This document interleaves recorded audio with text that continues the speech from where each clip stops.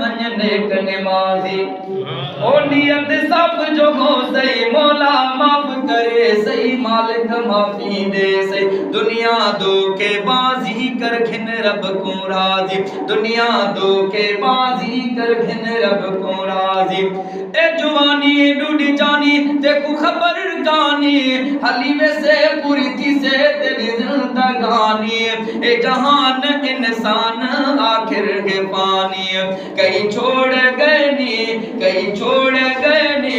बादशाह काजी कर खिन रब को राजी बन वंजने क नमाजी पोकणी थी त पोक न कवी दई मुंद चढ़ी पानी ई दई पोए रोको सुकी थी दई सोक अदियो अब्दुल लतीफ चवे लुणी में दई लोक पोसी कंदे हिकड़े संगले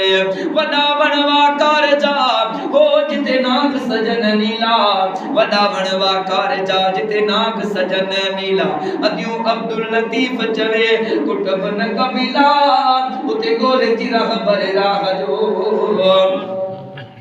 ओ उम्र सारी ते गुजारी बेटे मौत विसारी वैसे मरने क्या कर कब्र है अनारी गुनाहगार दिन यार कर दो बादारी काने जंगी का रब दी नाराजी कर खिन रब को राजी बन वंजने क नमाजी कर खिन रब को राजी बन वंजने क नमाजी ओ गुर खैर न कर देर चाह चंगे तू पेर पूछा सकते बदे वक्त बचे सही ना ब्या केर बड़ बंदा नथी गंदा कढ मन विचू मेर तेरी होवे हरदम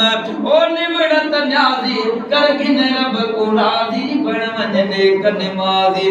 ओ सकरात शुरुआत शुरू थी जने महल घर भाती सारे साथी परेशान बिल्कुल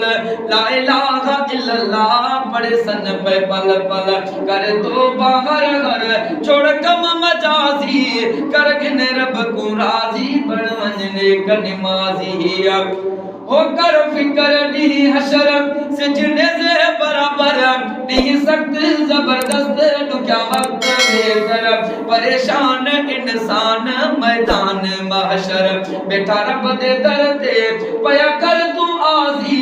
कर खिन रब को राजी बन वंजने क नमाजी नियत सब जो हो से मौला माफ करे सही मालिक माफी दे से दुनिया दो के बाजी कर खिन रब को राजी तवज्जो ओ कर त्यारी बरबारी आसे अजमल वारी ये अमल उनी महल बन सन सुवारी बेड़ा पार थी से यार छोड़ दुनियादारी लुट थी मुजाहिद तू मर्द गाजी कर खिन रब को राजी बन वंजने क नमाजी